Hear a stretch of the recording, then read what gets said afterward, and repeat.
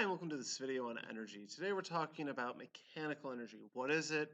How do we calculate it? Everything. When we do work on objects, or when work is done on an object, lifting a book up to a shelf,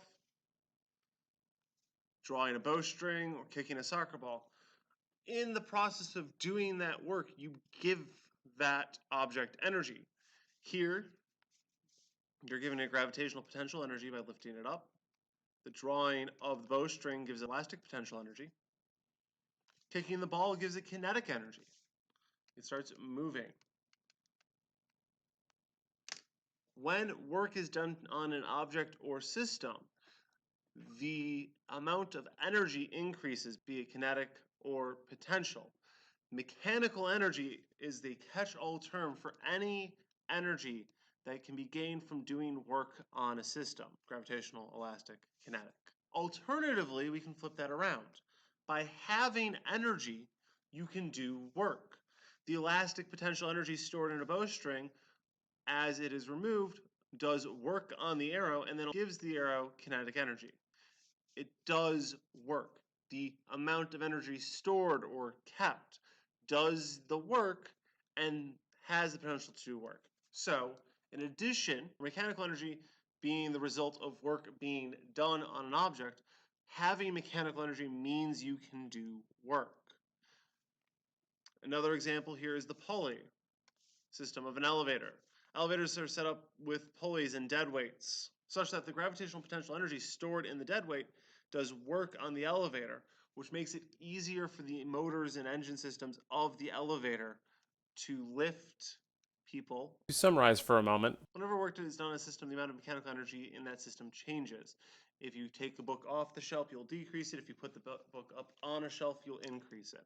Mechanical energy can be EK, EE, or EG, at least for the purposes of this class. If you have mechanical energy, it means you can do work. Calculating mechanical energy is really easy. All you need to do is add your potential energy plus your kinetic energy. In other words, your total mechanical energy is equal to your potential energy plus your kinetic energy.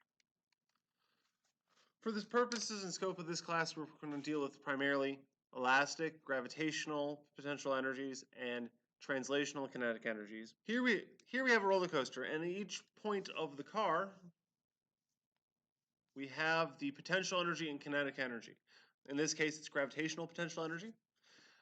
At the top of the hill, the car isn't moving. It has nothing but potential energy. As it goes down the hill, the potential energy, kinetic energy split changes. You'll notice that in every case here, the total amount of energy, your total mechanical energy, is 50,000 joules. This isn't always the case. We will talk about cases where the total amount of mechanical energy stays the same and the total amount of mechanical energy changes, and figuring out how to tell which is which later. But for now, it's an interesting observation. Regardless, back to the discussion. As you go down the hill, the potential energy decreases because you're at a lower height. Remember, gravitational potential energy is directly proportional to your height. So the lower you are, the less gravitational potential energy you have. As you go through the loop, you'll notice that as you go back up, your potential energy increases. At any point where the height, specifically the height of the center of the mass, or the center of the object, is the same, the gravitational potential energy of that point will be the same. Even if the kinetic energy was less, the potential energy would be the same because you're the same height above the ground. This is true for these 2 points with the red line or these 2 points with the blue line. There you have it. Mechanical energy defined, how to calculate it as the sum of your potential and kinetic energies, and a refresher on potential energy.